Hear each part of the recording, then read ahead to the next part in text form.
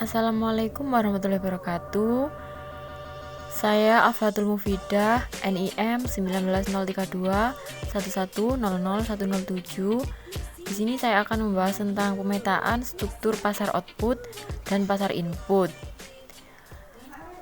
Di dalam pasar output, yang pertama ada pasar persaingan sempurna. Yang kedua ada pasar monopoli, yang ketiga ada pasar monopolistik, yang keempat ada pasar oligopoli.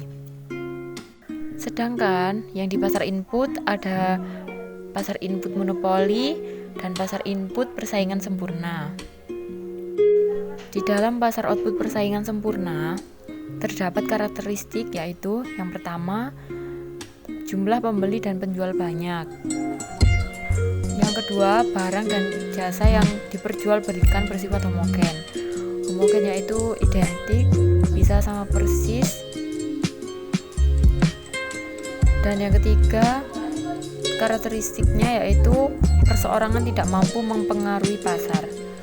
Hal ini karena pembeli sepenuhnya sadar akan harga dan kualitas yang diperjualbelikan oleh penjual, sehingga suatu perusahaan tidak dapat menjual barang dengan harga yang lebih tinggi daripada perusahaan lain.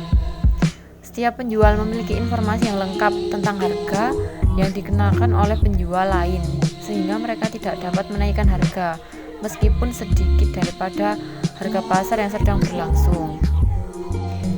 Ya, bisa kita lihat di sini gambar dari kurva pasar persaingan sempurna, di mana fungsi permintaan memiliki slope negatif, kemudian fungsi penawaran mempunyai slope positif.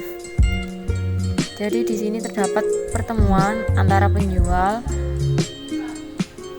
dan pembeli atau permintaan harga yang terbentuk yang ada di pasar. Ketika kurva permintaan dan penawaran saling berpotongan, maka kesepakatan antara produsen dan konsumen yang ada di pasar tentang satu produk tertentu itu terjadi. Dalam hal ini, harga keseimbangan adalah di P bintang, kemudian jumlah barang yang diminta dan ditawarkan sebesar Q bintang. Proses terbentuknya keseimbangan harga ini serta merata, tetapi ada proses tawar-menawar antara produsen dan konsumen yang ada di pasar tersebut. Kemudian misalnya jika produsen tersebut harga yang berlaku di pasar sebesar P2, maka jumlah barang yang diminta hanya sebesar Q1. Kemudian pada harga P2 jumlah barang yang ditawarkan lebih banyak, sehingga yang terjadi adalah kelebihan jumlah penawaran. Maka harga barang tersebut akan terdorong ke bawah, dan begitu pula sebaliknya. Yang kedua, pasar output monopoli yang mempunyai karakteristik satu, terdapat satu penjual dan banyak pembeli. Karena sifat ini, pembeli tidak dapat beralih ke penjual lain meskipun merasa dirugikan dengan harga yang ditetapkan. Yang kedua yaitu harga ditentukan penjual. Pasar monopoli dapat menentukan harga sesuai keinginannya karena tidak tersedianya barang substitusi dekat dengan barang yang dijual. Yang ketiga, perusahaan lain sulit masuk pasar. Hal ini terjadi karena hambatan yang ada dapat berupa undang-undang, teknologi yang mahir yang dimiliki, modal yang sangat besar, dan sebagainya. Ini merupakan gambar dari kurva monopoli. Di pasar monopoli, kurva permintaan memiliki slope negatif, kemudian kurva marginal reviewnya memiliki slope negatif juga, tetapi besarnya slope tersebut 2 kali lebih besar daripada kurva permintaan. Kemudian jika kurva biaya dan kurva marginal cost seperti ini, maka harga ini keuntungan akan maksimal dapat tercapai. MR sama dengan MC, jadi MR berpotongan di MC, maka jumlah output yang bisa dihasilkan oleh seorang monopolis adalah sebesar Q bintang. Pada jumlah sebesar Q bintang, seorang monopolis akan menjual barang sebesar P bintang, Dalam hal ini, maka penerimaan seorang monopolis sebesar O, Q bintang, B, dan P bintang. Sementara untuk penghasilan O dan Q bintang, biaya yang harus dikeluarkan sebesar OA. Jadi persatuannya sebesar OA, sehingga total biaya yang harus dikeluarkan adalah OA, C, dan Q bintang. Dengan demikian, maka dalam pasar monopoli seorang produsen akan mendapatkan keuntungan sebesar A, C, B, dan P bintang. Yang ketiga yaitu pasar output monopolistik. Dalam pasar output monopolistik mempunyai karakteristik yang pertama yaitu jumlah penjual banyak tetapi tidak sebanyak pada pasar persaingan sempurna. Karena banyaknya produsen, maka tiap-tiap produsen memiliki pangsa pasar atau market share yang cenderung kecil. Hal ini membuat produsen memiliki kekuatan yang terbatas untuk menentukan harga mereka, karena harga yang ditentukan dalam pasar ini adalah harga rata-rata dari produk dari produsen lain. Yang kedua yaitu barang yang dijual beda corak. Contohnya produsen sepatu.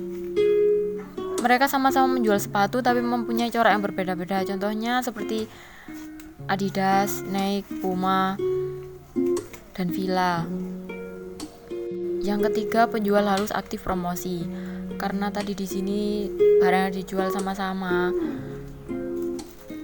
seperti sepatu, dan mereka harus mempunyai strategi promosi yang bagus. Yang keempat yaitu perusahaan baru mudah masuk pasar. Tidak ada halangan bagi produsen baru yang ingin menjual produk mereka dalam pasar atau produsen lama yang ingin keluar dari pasar. Ini adalah bentuk dari kurva di pasar monopolistik. Mirip dengan pasar monopoli, hanya saja perbedaannya adalah kurva permintaan pada pasar monopolistik lebih elastis dibandingkan dengan pasar monopoli. Kemudian lereng kurva permintaannya lebih landai dibandingkan dengan pasar monopoli. Dan juga keuntungan seorang monopolistik akan terbentuk jika terjadi persamaan antara marginal cost dengan marginal revenue-nya dapat dilihat dari kurva monopolistik. Di marginal cost dan marginal revenue-nya bertemu pada titik E, maka jumlah barang yang dihasilkan oleh monopolistik sebesar Q bintang, sementara jumlah harga yang akan dijual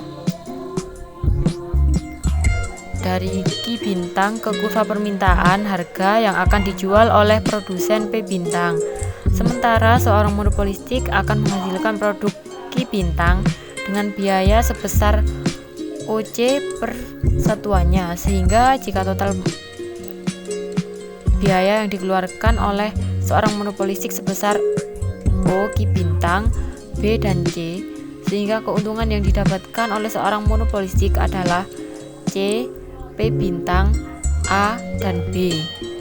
Yang keempat yaitu pasar output oligopoli yang mempunyai karakteristik pertama, terdapat beberapa penjual, pada umumnya kurang dari 10, dan banyak pembeli di pasar. Yang kedua, barang homogen atau dapat berbeda corak. Barang yang diperjualbelikan relatif homogen namun terdiferensiasi. Contohnya sabun mandi dengan berbagai aroma dan bentuk, telepon seluler, dan berbagai ragam teknologi dan tampilan lainnya. Yang ketiga, sulit dimasuki oleh perusahaan baru. Produsen baru dapat memasuki pasar oligopoli ini walaupun sulit, dibutuhkan modal yang besar dan dapat bersaing dalam pasar oligopoli, terutama ketika perusahaan yang sudah lama kemudian menurunkan harga besar-besaran, sehingga membuat perusahaan baru sulit bertahan. Yang selanjutnya dibutuhkan iklan, karena masing-masing dari penjual bersaing dengan ketat untuk mendapatkan pembeli.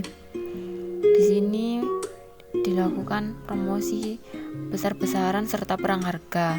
Perang harga yang dimaksud terjadi ketika suatu perusahaan menurunkan harga agar memperoleh pangsa pasar yang lebih besar, namun diikuti dengan penurunan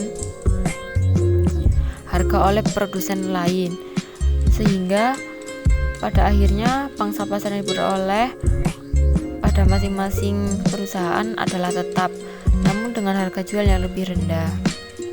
Ini merupakan bentuk dari kurva oligopoli, di mana kurva permintaan D1 dan MR1 menggambarkan ketika harga turun. Adapun kurva permintaan D2 dan MR2 menggambarkan ketika harga naik. Misalkan kondisi awal yang terjadi oleh seorang oligopolis pada harga P1 dengan jumlah barang Q1 untuk meningkatkan penjualan terjadi Q2.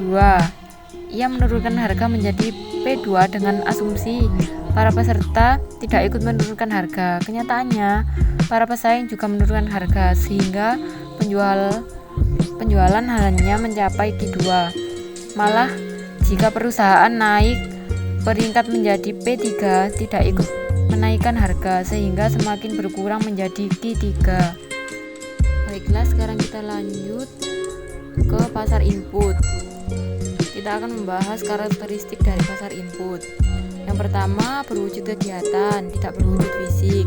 Yang kedua, permintaan dan penawaran dilakukan dalam jumlah besar. Yang ketiga, jenis penawaran dan permintaan sesuai dengan produksi yang dihasilkan. Yang keempat, penawaran faktor produksi bisa berupa monopoli, sementara permintaan bersifat kolektif.